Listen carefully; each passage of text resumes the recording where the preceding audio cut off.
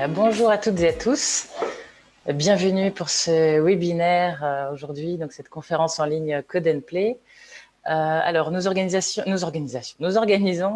cette conférence dans le cadre de notre Code Week que nous faisons chaque année en octobre. Donc, Code & Play, notre objectif, c'est de faire découvrir aux enfants, notamment à l'école primaire, la pensée informatique. Et donc, aujourd'hui, nous allons découvrir différents outils numériques, donc des outils qu'on trouve en ligne qui sont assez simples donc à mettre en œuvre en classe une fois qu'on a accès à un ordinateur, une tablette, enfin des ordinateurs, des tablettes ou éventuellement un TBI. Alors aujourd'hui avec nous il y a Dimitri qui va présenter Dimitri de Code & Play, Dimitri Krings, voilà, qui va aussi nous Salut. Voilà. Bienvenue à toi. Slide, je te peux laisse démarrer. partager l'écran comme ça on peut introduire donc Voilà. le sujet du jour.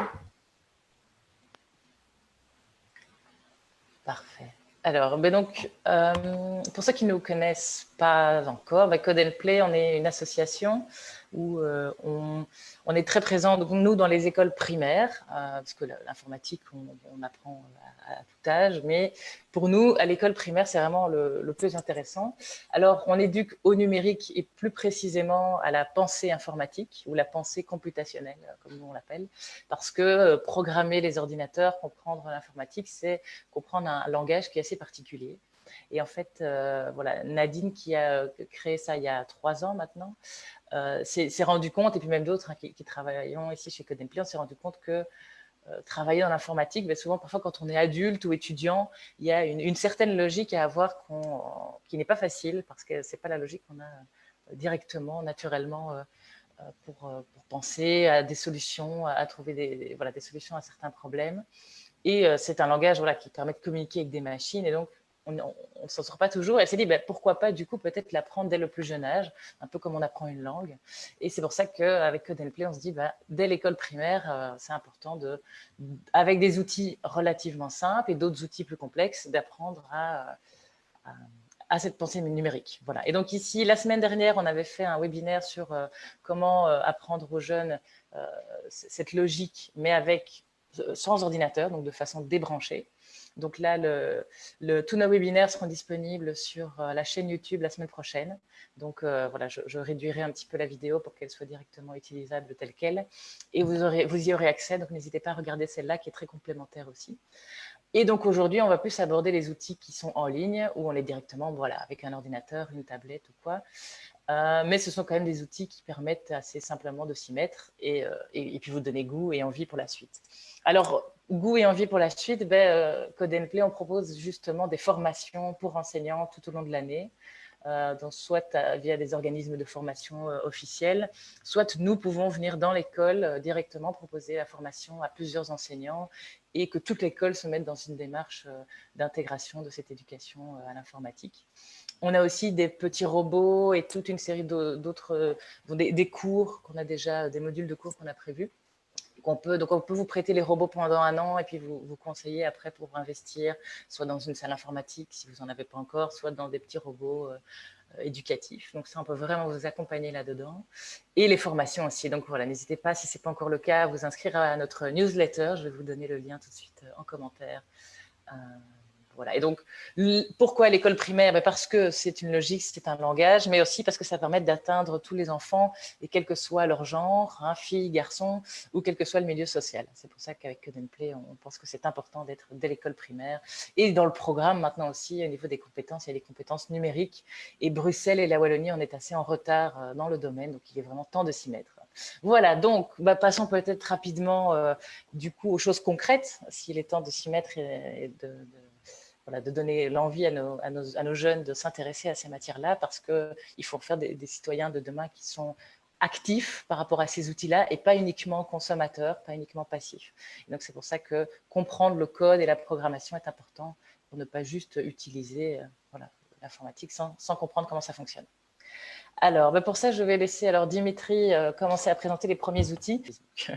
Voilà, je t'en prie, Dimitri, je te laisse. Parfait. Merci.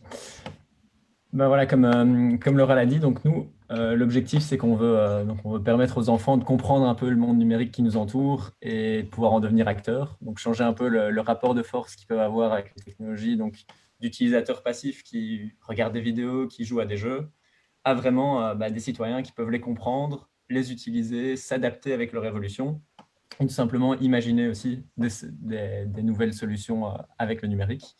Donc, pas simplement l'utiliser, mais pouvoir créer avec. Ah oui, mais excuse-moi, je vois en même temps que du coup, j'ai oublié de présenter les aspects techniques du webinaire. Ouais, mais t'inquiète, je peux Voilà, c'est moi enchaîner. qui peux. Ouais, donc Ça va. effectivement, vous l'aurez compris sur le petit slide qui est ici. Donc, vous pouvez utiliser le chat pour poser des questions auxquelles nous, on va essayer évidemment de répondre. Donc, c'est dans le petit ruban que vous verrez en dessous. Vous avez un petit sigle Q et R, donc c'est questions et réponses, ou bien tout simplement converser pour avoir plus d'infos, donc sur des problèmes techniques par exemple, ou autres. N'hésitez pas non plus à aller sur Facebook. On suit également la page en cas de questions. Donc, si vous êtes sur Facebook, vous pouvez également simplement poser une question là et commenter, liker, partager pour le faire découvrir à vos amis. Donc, voilà, je reviens sur le contenu.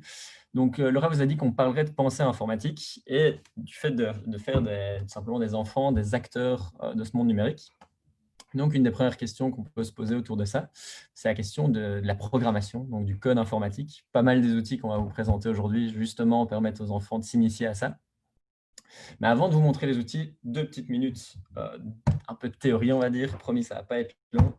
On va se poser la question de ce que c'est un code informatique. Alors ici, je vous en ai mis un petit exemple à gauche. Alors, on ne va pas s'attarder vraiment sur ce qu'il fait.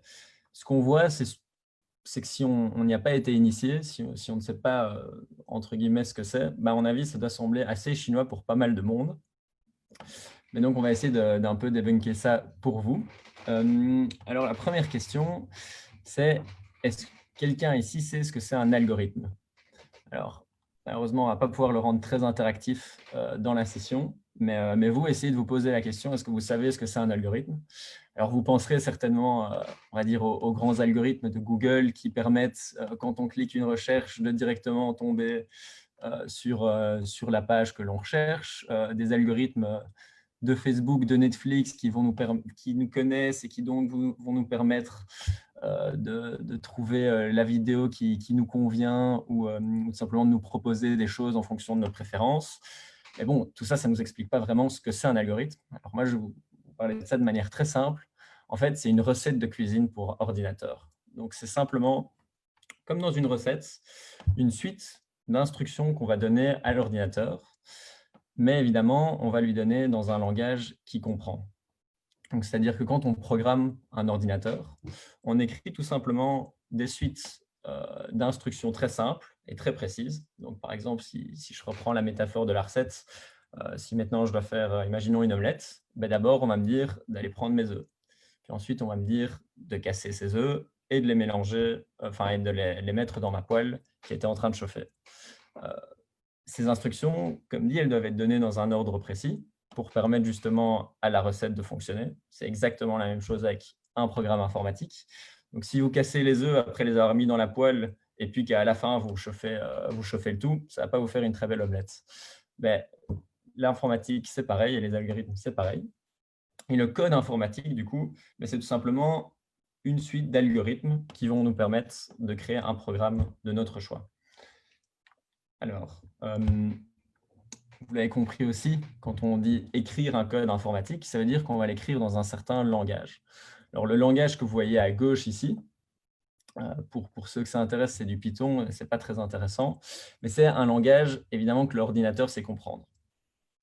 Vous vous doutez bien que pour travailler avec des enfants, on ne va pas commencer à utiliser un langage informatique très compliqué. On va essayer de simplifier ça et on va tout simplement utiliser les concepts qu'il y a derrière à l'aide de la programmation par bloc. C'est-à-dire qu'ici, je vous ai mis un petit exemple sur la droite.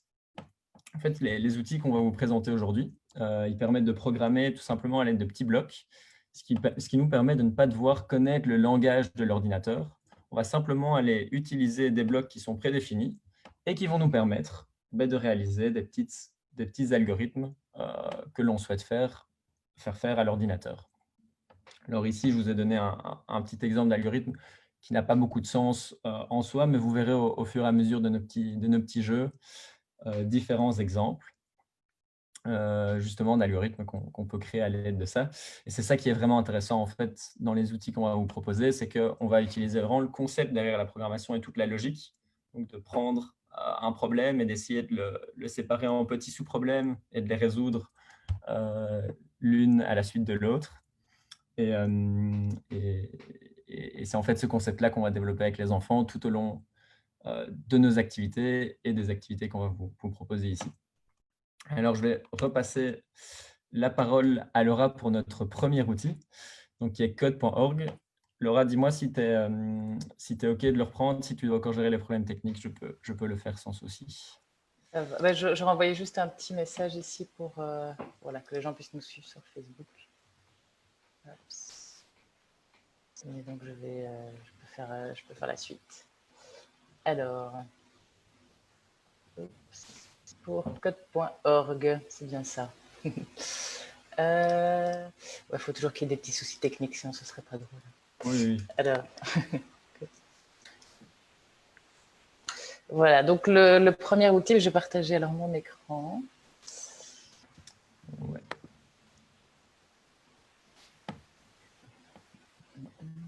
Ici.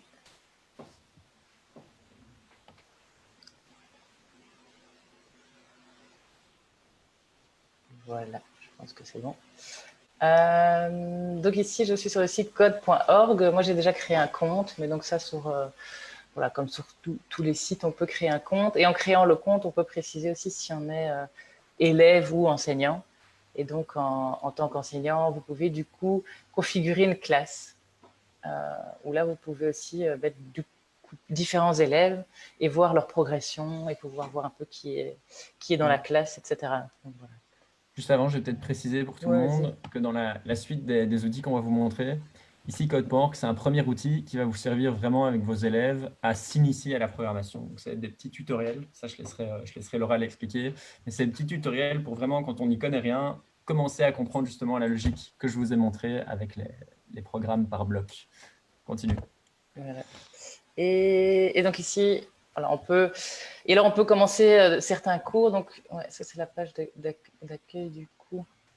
Donc vous vous connectez ou pas. On peut déjà très bien l'utiliser aussi sans pour autant avoir créé de compte. Mais je me dis en tant qu'enseignant ou éducateur, autant se créer un compte. Et alors vous pouvez trouver toute une série de cours assez complets. Bon, il y a des parties parfois qui sont en anglais, et certaines sont traduites, sous-titrées ou quoi, pas toutes, mais donc il y a vraiment un large panel de cours très très complets. Et si on veut des choses plus simples, il y a ce qu'ils appellent l'heure de code. Peut-être que si je me trouve un cours, je vais le retrouver. Donc, trouver un cours, vous avez en fonction des âges, donc ça c'est assez bien fait, il précise à chaque fois l'âge des jeunes à qui on peut donner ça. Et alors il y a l'heure de code, c'est à chaque fois cette idée d'avoir une sorte de jeu, hein, on va voir que c'est vraiment un environnement de jeu. C'est pour ça qu'aussi dans l'intitulé c'était des outils ludiques. Et alors on a ici, bon, il y a la Reine des Neiges, Minecraft, on peut en voir plusieurs. Et c'est toute une série de petits jeux. Et pour faire évoluer les personnages de ces jeux, ça va fonctionner, au lieu de fonctionner avec une manette de jeu vidéo habituelle, ben, ça va être de fonctionner avec les blocs. Alors, je vais vous montrer tout de suite. Je vais peut-être prendre celui-ci qui fait penser à l'environnement Minecraft, donc que les jeunes en général aiment assez bien. Je pense qu'il ne faut pas leur demander 3 fois pour qu'ils soient contents de s'y mettre et de jouer. Alors ici, par exemple, il y a le Minecraft Voyage aquatique. Hein, vous pouvez faire dans l'ordre. Pour les enseignants ici, il y a parfois des ressources en plus. Voilà, j'avoue que je n'ai pas encore eu le temps de faire le tour de tout non plus, mais c'est assez riche. Et tout est libre, c'est chaque fois voilà, libre d'utilisation. Vous pouvez partager tant que... Alors ici, quand on ouvre le premier jeu, par exemple, on a une vidéo. Alors à vous de voir si vous voulez la diffuser, mais je ne pense pas qu'il y ait de sous-titres en français. Malheureusement, je vais vérifier. Donc là, ah si, si, parfait. Donc là, on a la petite vidéo qui explique le jeu. Moi, je ne l'utilise pas toujours. Je préfère parfois expliquer ça par moi-même. Mais voilà, la vidéo est disponible et il y a les sous-titres. Donc ça, c'est bien. Ça permet plus d'autonomie, notamment si vous transférez les jeux aux élèves quand ils sont, par exemple, chez eux, ou bien si vous voulez tout simplement les laisser un peu plus en autonomie. Ouais, ouais, tout à fait. Donc c'est vrai qu'ici, moi, je pense aux parascolaires qu'on donne dans les écoles. Donc là aussi, hein, si vous êtes intéressé, n'hésitez pas. On peut mettre en place des parascolaires dans l'école. Et donc nous, ben, on est vraiment là avec un petit groupe d'enfants. On leur explique, etc., étape par étape. Si vous aussi, c'est dans le cadre de votre cours plus magistral, je veux dire, vous pouvez prendre le temps vous-même d'introduire ça de la manière dont vous voulez. Mais en effet, ce qui est intéressant souvent avec ce genre de matière, c'est de faire des petits groupes, de séparer la classe en deux, voire plus. Et donc, pour les rendre plus autonomes, ben, c'est assez pratique parce qu'il peut falloir juste regarder la vidéo et comprendre ce qu'ils doivent faire et être plus autonome, tout à fait. Donc voilà, ici, on ne va pas passer toute la vidéo, mais donc il y a d'abord une petite introduction un peu sympa. Et puis très vite, il nous montre l'environnement du jeu et explique ce qu'on doit faire. Alors, l'environnement ici, donc on peut choisir un personnage. Voilà, je vais prendre Alex. Et alors, on a à chaque fois ici, il y a 4 zones qu'on peut observer. Il y a la zone avec les consignes. Et donc ici, voilà, il nous dit qu'il faut récupérer le bateau qui est dans un coffre, qui est dans le coffre. Donc, on fait OK. Donc, on a à chaque fois la consigne. On a ici l'écran de jeu, ou en tout cas l'espace où le programme va pouvoir s'exécuter. On a ici un peu ce qu'on peut appeler la boîte à outils ou la zone où il y a les différents blocs qu'on peut utiliser. Alors c'est progressif, hein, donc au début ici on n'a que 2 blocs, mais au fur et à mesure, d'ailleurs on peut voir là au-dessus. On voit bien ma souris en fait quand je montre Oui, les choses. on la voit. Ça va. Donc ici on voit qu'on est au niveau 1 et en fait il y a je pense 10, non, il y a 12 niveaux ici pour celui-ci. Et chaque fois qu'ils vont avancer dans les niveaux, ils vont découvrir des blocs en plus. Voilà, et donc à la fin ils vont devoir choisir parmi toute une série de blocs ceux qui sont appropriés pour faire ce qu'on leur demande. Donc ici, on a cette zone avec tous les blocs. Pour le moment, il n'y en a que 2. Et puis alors, on a l'espace de travail. Et ça, c'est vraiment la zone où on met le programme, le code. Alors ici, ce qu'on peut expliquer aussi aux enfants, et on peut le voir d'ailleurs, ce sont, comme tu le disais, les blocs. Mais en fait, chaque bloc contient un code informatique. Et donc, si on met sur afficher le code, on peut même voir voilà, le code. Ici, je pense que c'est juste voilà, ici Ouais, pour ici, vu qu'il n'y a avancer. qu'une instruction, c'est qu'une ligne le code, mais Ouais, c'est ça. effectivement, si on fait un code plus long, on verra justement en langage informatique le code qu'il y a derrière. Voilà, il nous met tout le. Donc ça, c'est intéressant, je trouve, à montrer aux jeunes. Alors ici, ce qu'il faut faire pour aller jusqu'au coffre, c'est avancer. Hein, donc les enfants vont, on peut tester déjà comme ça sans rien faire. On va voir que le personnage avance. Et alors ici, donc ils peuvent chaque fois, ils vont tester, hein, c'est ça qui est très important, et nous on le souligne à chaque fois quand on fait des activités ou quand on fait des formations, c'est que de manière générale, dans l'éducation, c'est intéressant de dire aux jeunes qu'ils peuvent faire des erreurs et que c'est comme ça qu'on apprend, mais vraiment avec l'informatique, c'est assez, voilà, assez particulier et que ça permet vraiment de tester, parce qu'on ne sait pas toujours comment la machine va réagir ou ce genre de choses, donc on teste. Et puis si ça marche pas, c'est pas un problème, c'est pas un souci. Le fait qu'il y ait quelque chose qui ne fonctionne pas, c'est déjà une information en soi. Et c'est de se dire, on a testé dans cette direction-là, ce chemin-là, et on se voit que ça ne marche pas, on réinitialise et on réessaye un autre code. Donc ça, c'est vraiment une logique que l'on essaie de vraiment transmettre, de se dire, c'est pas des erreurs, c'est une façon d'avancer dans sa réflexion, voilà, dans la mise en place de son programme. On tâtonne un petit peu, hein, c'est ça, c'est l'apprentissage par essai-erreur.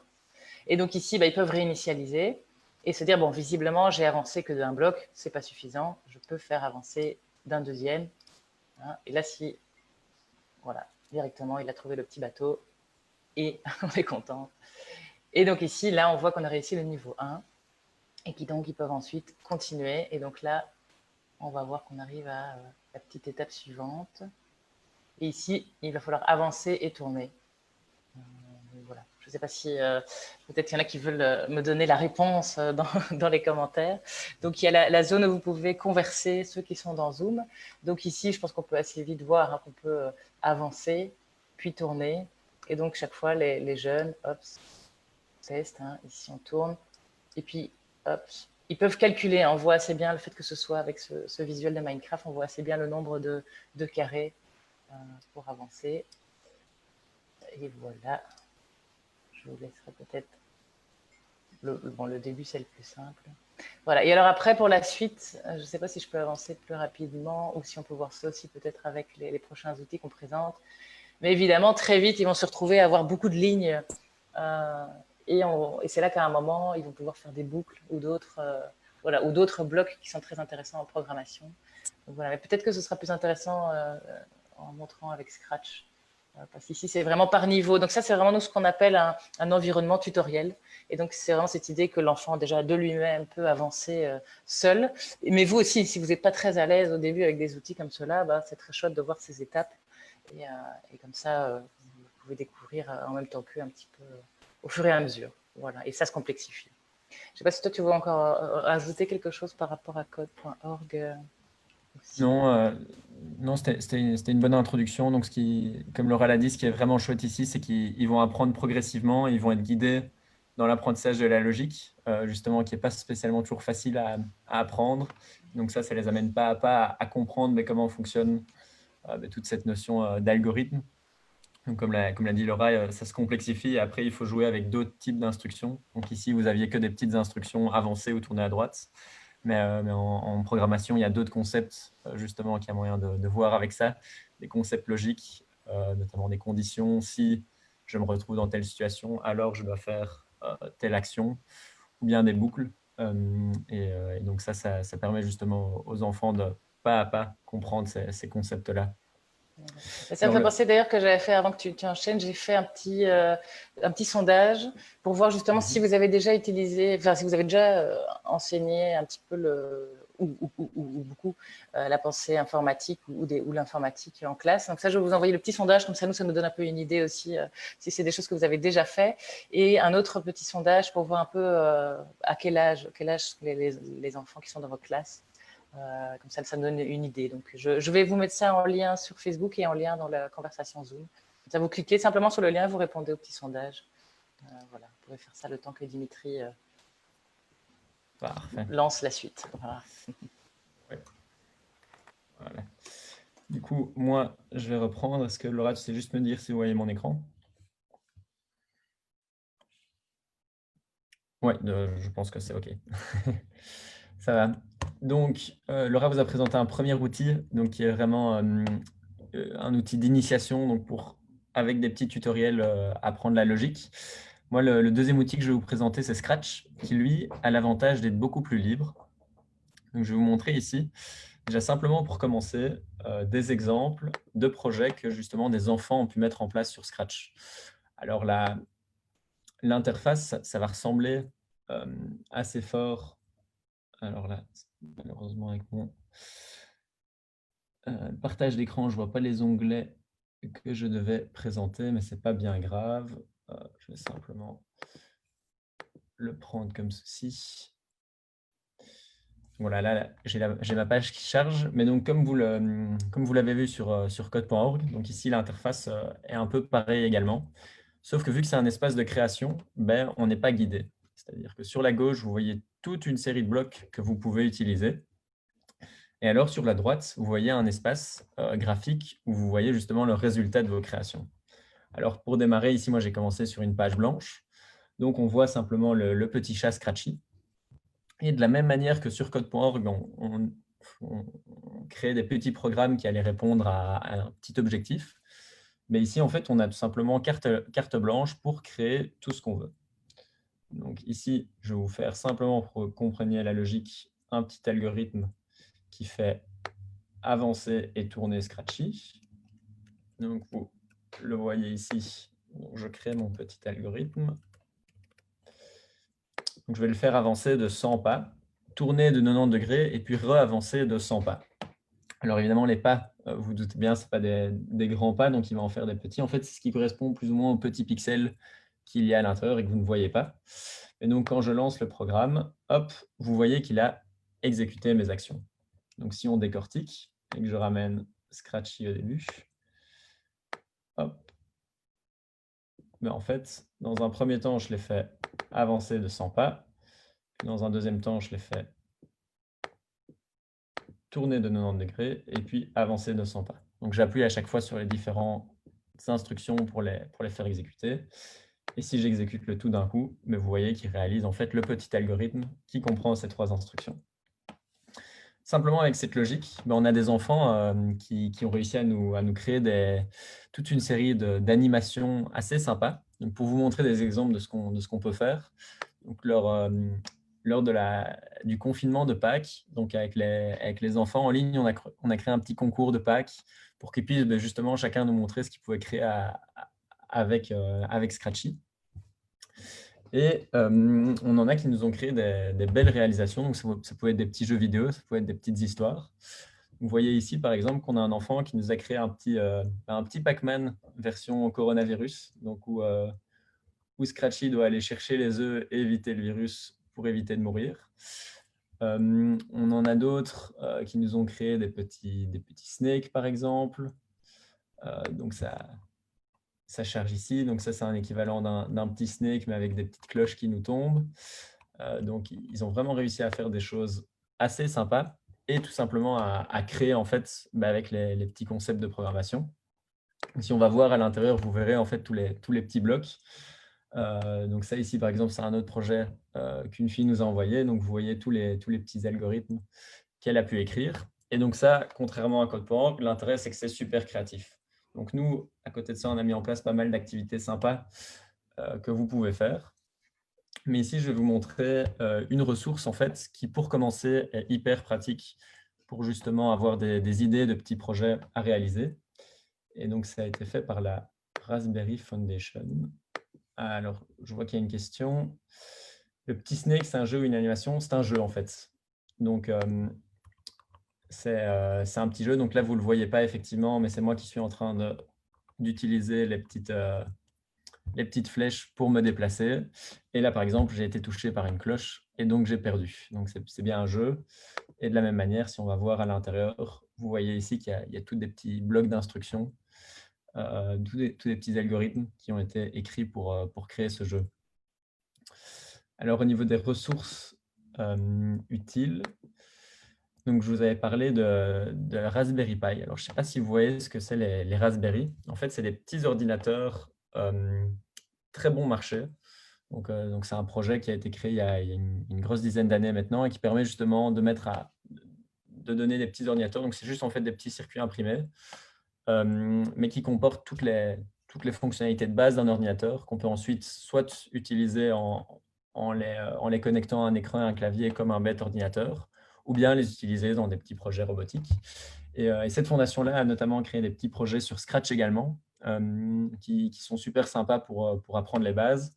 Parce qu'un peu de la même manière que Code.org, il nous amène dans un petit tutoriel, sauf que là, l'idée, c'est vraiment de créer un petit projet. Donc là, par exemple, si je vous prends un exemple, il y a tout un petit tutoriel pour créer un jeu de course de bateau. Hop, il est ici. Donc, on voit qu'ici, c'est un petit jeu où tout simplement, il faut diriger son petit bateau à l'aide de la souris pour l'amener de l'autre côté. Et ça, en fait, c'est un tutoriel qui va apprendre aux enfants comment programmer leur propre jeu vidéo pour qu'ils arrêtent simplement d'y jouer, mais qu'ils essaient de comprendre en fait comment ça fonctionne derrière. Donc, cette ressource-là, toutes les ressources qu'on vous donne aujourd'hui, on vous les renverra après par lien, donc sur Facebook ou par mail via la newsletter. Donc, si vous inscrivez, vous aurez ces infos-là en plus. Mais dans tous les cas, on essaiera de les mettre en commentaire ou dans un post pour que vous ayez tout ça. Donc Raspberry Pi, c'est vraiment une chouette ressource parce qu'il y a plein de projets. Donc, les enfants peuvent, d'une manière assez autonome, choisir les projets qu'ils préfèrent et puis tout simplement se lancer. Et ils ont des petits indices. Donc, c'est pas totalement guidé, mais ils ne sont pas non plus totalement laissés livrer à eux-mêmes parce que parfois, ça peut être compliqué quand on a la page blanche de savoir ce qu'on va créer. Donc ça, pour démarrer en initiation, c'est vraiment pratique. Laura, est-ce que tu vois quelque chose que je pourrais compléter sur Scratch? Non, je trouve ça. Le fait que ça reste Scratch, on peut encore facilement découvrir les. Mais contrairement peut-être à l'environnement tutoriel que j'avais montré avant, où là c'est vraiment étape par étape, c'est vrai que Scratch, quand on arrive la première fois, on peut avoir l'impression qu'il y a beaucoup d'infos. Et en effet, ça peut être plus poussé. On peut vraiment, dans les choses que tu as montrées, même si c'était fait par des enfants, c'est quand même parfois des programmes assez bien fichus et déjà un peu complexes. Et donc, pour aller plus loin, n'hésitez pas, on fait régulièrement des formations à Scratch. Voilà, des formations aussi à la robotique avec des petits robots, mais à Scratch aussi. Donc là aussi, si ça vous intéresse, de regarder sur notre site, donc codeandplay.be, ou vous inscrire à la newsletter. Donc ça, je me suis rendu compte que je ne l'ai pas mise au bon endroit, donc je vais la remettre maintenant. Mais voilà, les enfants vont être assez vite à l'aise, et vous aussi, il ne faut pas avoir peur, mais ça peut être intéressant de se former pour aller plus loin, parce que c'est quand même un outil assez génial pour ça. Oui, tout à fait. Donc ici, on vous donne vraiment une intro aux petits outils pour que vous ayez, entre guillemets, les bons liens sur où chercher. Et puis après, si vous voulez les utiliser, que vous avez un peu de mal, ou bien que vous avez tout simplement besoin de vous former, comme le dit Laura, on est là pour ça. Ce qui est intéressant avec Scratch aussi, c'est que, comme je le disais, il y a cet aspect créatif. Donc, on peut aussi tout simplement changer les arrière-plans pour créer en fait toute une petite ambiance, tout un contexte. Et donc, vraiment laisser libre cours à son imagination à différents niveaux. Donc, voilà, comme je vous le disais, que ce soit pour créer des jeux vidéo, des petites histoires, des pièces de théâtre numériques, des petits contes, il y a vraiment de quoi faire. Et après, on peut faire communiquer en plus les petits chats. Donc, par exemple, ici, je peux lui faire C'est dire ça, de dire… c'est assez transversal en fait. On se dit toujours, tiens, on n'a pas le temps d'intégrer de l'informatique dans nos cours, mais en fait, on peut y intégrer du français, des maths indirectement. En fait, ça permet de travailler toute une série de matières, quoi. Tout à fait. Alors, je vois qu'on communique. Est-ce que tu sais juste me donner, je pense que c'est peut-être une question, mais j'arrive pas à l'ouvrir de mon côté. T'as pas ton micro allumé. Non, voilà, c'est Christophe qui nous dit qu'il s'est déjà inscrit à la newsletter et qu'il est arrivé en retard. Mais voilà, pas de Ok, souci. ça Parce va. qu'en même temps, il y a eu des petits problèmes aussi d'inscription. Mais voilà, ce n'est pas une question en tout cas. Oui, en attendant, hein, tous ceux qui nous regardent, que ce soit sur Facebook ou sur Zoom, n'hésitez pas à déjà mettre vos questions sous l'onglet questions-réponses ou en commentaire sur Facebook. Et donc, on y répond au fur et à mesure ou à la fin.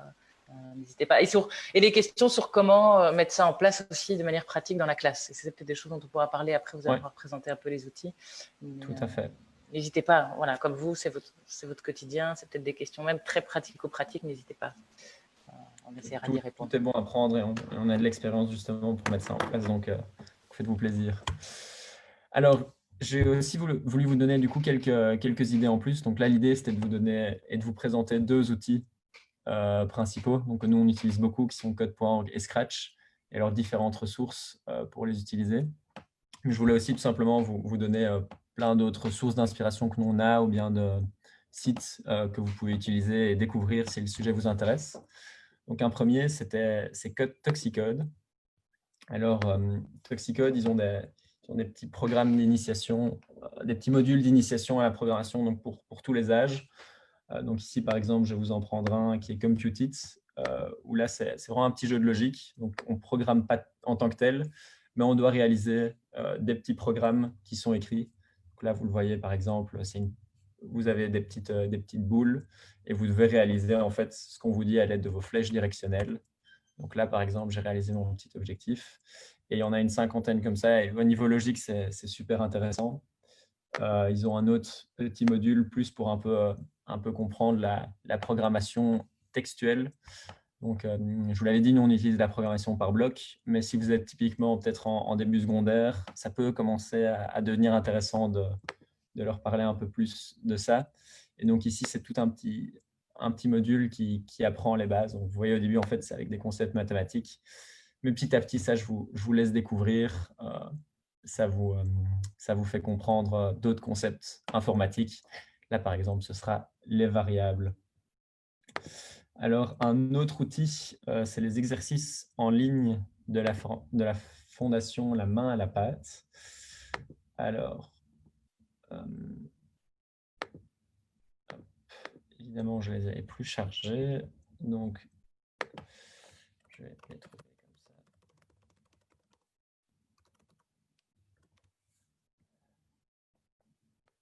Hop. Qui, ça, de nouveau, sont plein de petits exercices à utiliser pour…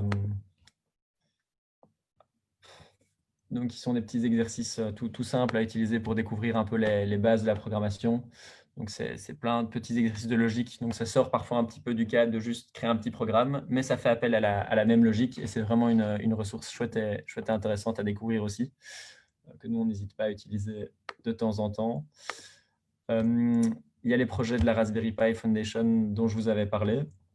Et alors, le dossier 1, 2, 3 codé, qu'il avait vraiment tout un petit livre pour apprendre à développer tout simplement la pensée informatique avec les élèves. Donc, c'est tout un dossier, on vous donnera le lien qui est assez intéressant et assez bien foutu aussi pour démarrer si vous le souhaitez. Et que donc, on vous recommande fortement. Nous, on s'en est pas mal inspiré pour pas mal de choses aussi. Et il est vraiment très sympa. Donc, voilà, l'idée ici, c'était de vous donner plein de petits outils. Mais je vais peut-être laisser passer maintenant aux questions, tout simplement si vous en avez pour comment mettre ça en place.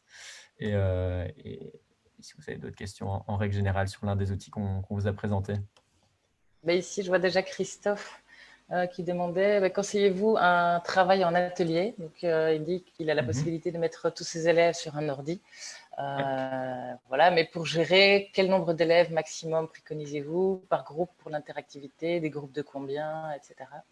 Ouais. Donc, alors, nous, évidemment, mais je pense que c'est au final comme un peu tout.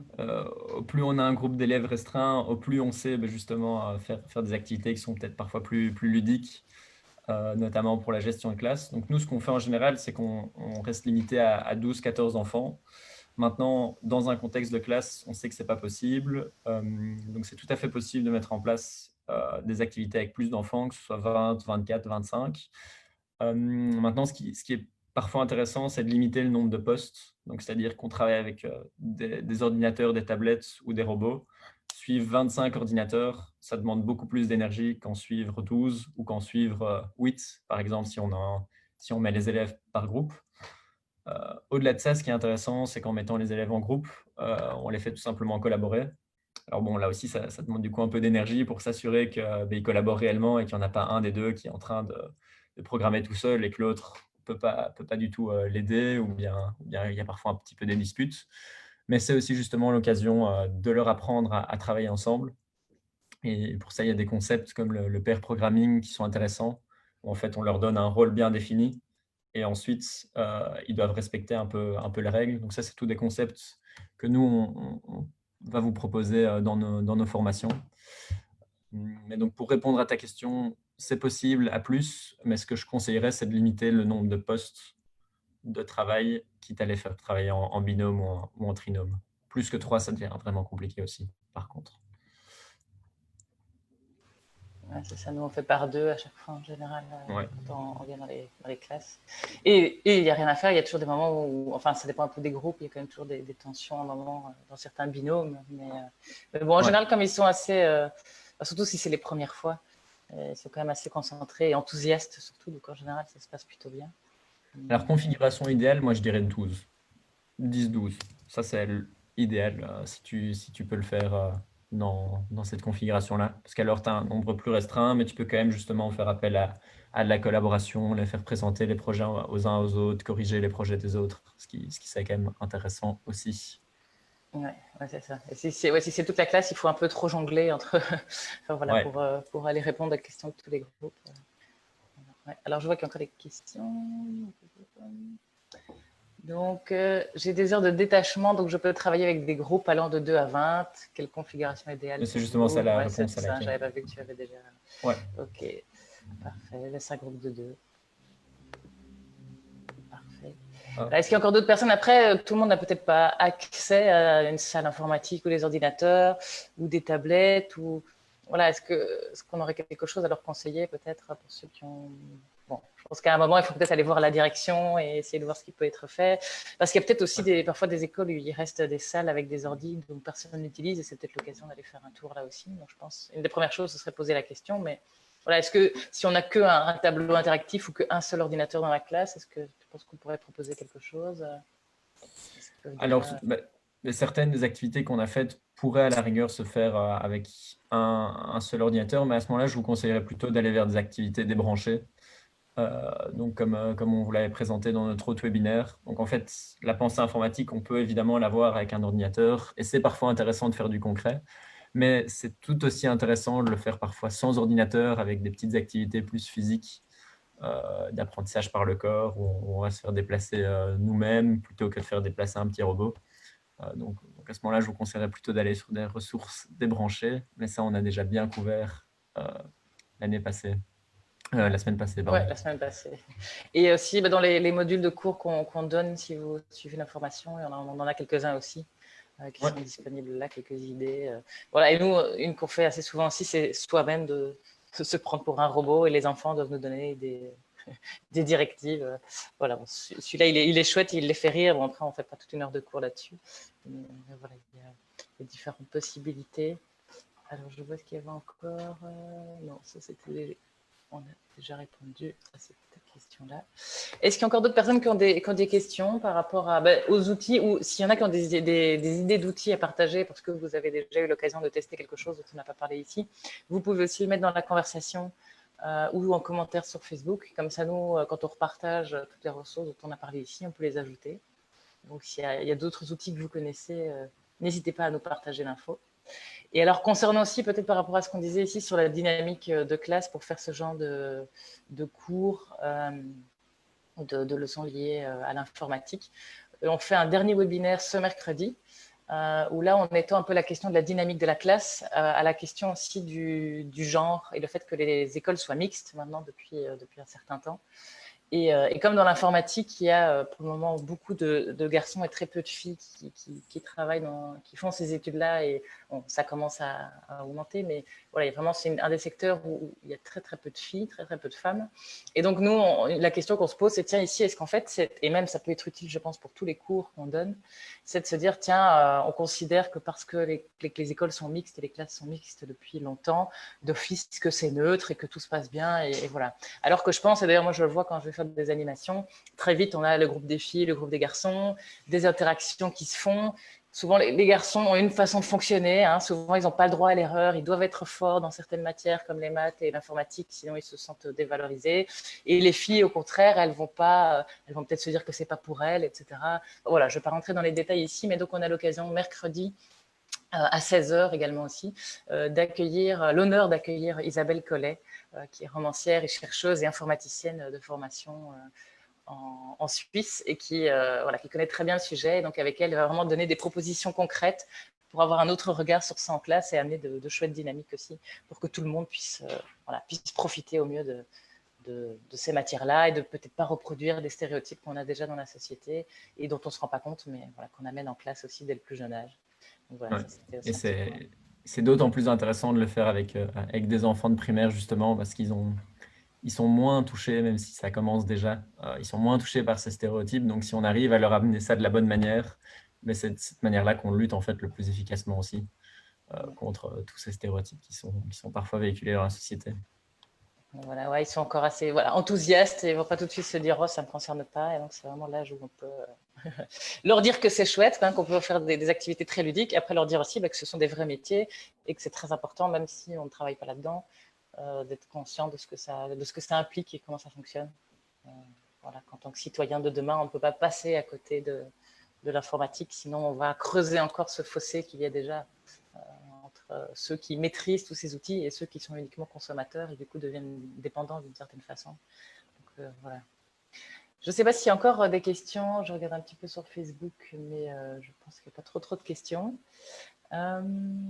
Ici aussi, Christophe ne dit pas encore tester avec les enfants, mais on a acheté des Blue Bots et ça me paraît vraiment pas mal pour travailler la programmation avec les petits. Oui, tout à fait. Je ne sais pas toi si, Dimitri, tu as l'occasion de tester les Blue Bots. Moi, je vois, mais je n'ai jamais testé avec Oui, avec des j'ai un enfants. tout petit peu testé à une initiation, mais c'est effectivement sympa avec des plus petits aussi. Et c'est justement un outil qui est intéressant pour ça. Mais tu nous diras comment ça s'est passé. N'hésite pas à revenir vers nous pour qu'on fasse peut-être à un moment une petite démo justement. Oui, et si vous êtes intéressé, donc ici, ici c'était vraiment l'idée de vous présenter des outils en ligne avec un ordinateur, mais évidemment, il y a tout le travail qu'on peut faire avec des robots éducatifs et il en existe plein de sortes. Et donc là aussi, ça c'est déjà disponible, je vais vous mettre le lien ici, sur notre chaîne YouTube. On a déjà fait des webinaires sur le sujet. Donc l'intérêt donc on a fait un sujet où c'est la robotique éducative pour apprendre des compétences transversales. Hein, ça permet d'apprendre notamment de trouver des solutions la créativité, enfin toute une série de choses. Et alors aussi la robotique pour apprendre des matières justement comme le français, les mathématiques, etc. Et alors on en a fait un dernier où là on fait un petit comparatif ou voilà, une description des robots éducatifs qui existent. Et donc ça, on a ces 3 webinaires sur ce sujet-là si vous voulez approfondir le côté robotique qui est très intéressant. Voilà, c'est juste que là, il faut alors avoir déjà les robots, mais n'hésitez pas aussi à nous contacter pour faire de l'information. Et on peut... Nous, on utilise Ozobot, qui sont des petits robots donc, qui ne sont pas trop compliqués à déplacer, à transporter et qui ne sont pas trop chers non plus. Donc, ça permet de commencer, et notamment avec des enfants assez jeunes. On peut même le faire sans ordinateur, hein, donc avec des marqueurs et des codes couleurs. Donc, ça, c'est assez intéressant. Donc, je vais vous mettre le lien tout de suite vers notre chaîne. Ça, vous pouvez. Et de toute façon, il y aura la rediffusion aussi. Donc, celui sur les activités débranchées qu'on a fait la semaine dernière, ça, il y sera la semaine prochaine. Mais on a déjà toute une série notamment sur la robotique, si ça vous intéresse. Voilà, je vais vous envoyer le lien de 2 minutes. Alors, voilà, avec plaisir. Et là aussi, donc, on parle ici de test de Scratch Junior. Est-ce que toi, tu as déjà testé Scratch Junior? Tu fais très bien, Christophe, d'avoir abordé ça. Scratch Junior, en fait, c'est une version de Scratch qui permet justement de programmer également avec des enfants plus jeunes, grâce au fait qu'on ne va pas utiliser des blocs textuels, mais simplement des petits blocs avec des petites icônes qui vont permettre justement de déplacer un personnage, de lui faire réaliser toute une série d'actions. Et donc, Scratch Junior est vraiment intéressant pour ça. Donc, merci de le mentionner, Christophe. C'est vrai que nous, on est principalement avec des enfants de la fin primaire, donc on est beaucoup sur Scratch senior, si j'ose dire. Mais Scratch Junior est un très chouette outil aussi. J'imagine que si on tape simplement Scratch Junior, on tombe dessus. Oui. À la différence que pour Scratch Junior, il faut installer en règle générale l'outil. Donc c'était ça aussi. Ici, on vous a montré vraiment que des outils où il n'y a rien à installer. Donc c'est simplement sur le web qu'on peut les utiliser. Scratch Junior n'est pas compliqué en soi, mais c'est une application. Donc il faut la télécharger. Parfait, oui, voilà. Après, ici, c'est pratique, mais parfois avoir un accès Internet qui fonctionne bien n'est pas toujours spécialement plus facile que d'installer des logiciels dans une école. On est d'accord. Voilà. Mais tout ce qu'on a présenté ne demande pas non plus une énorme connexion en général. Voilà. Après, peut-être les vidéos, évidemment, hein, par exemple, avec code.org ou quoi, des vidéos, il faut peut-être quand même avoir une connexion qui tourne un peu, mais normalement, l'outil, les outils pour programmer et déplacer les blocs ne consomment pas trop de connexion. Et un feedback intéressant de Christophe qui nous dit que sur Android, c'est utilisable, mais que ça fonctionne de manière un peu moins fluide que sur iPad. Donc, bon à savoir. On parle bien de Scratch Junior. Après, le Scratch tout court fonctionne sur tablette aussi. Oui, tout à fait. Voilà, code.org, je ne sais pas s'ils ont des versions et applications ou si c'est uniquement sur... Si, code.org, tu peux l'utiliser sur tablette aussi. Ouais. Ok, parfait. Voilà, est-ce qu'il y a... Attends, oui, on est d'accord. Oui, c'est ça. Ouais, parfait. Ok, est-ce qu'il y a encore des dernières questions? Ben voilà, on a fait l'heure de webinaire ici. Et comme on disait, si vous voulez vraiment aller plus loin, on propose des formations. J'ai mis le lien vers les webinaires qu'on a déjà fait. Et la semaine prochaine, on mettra les 3 webinaires. Donc celui-ci, celui de la semaine passée et celui de mercredi. On le mettra en ligne aussi. Mais n'hésitez pas à venir pendant le webinaire mercredi. Ce sera plus intéressant avec des interactions.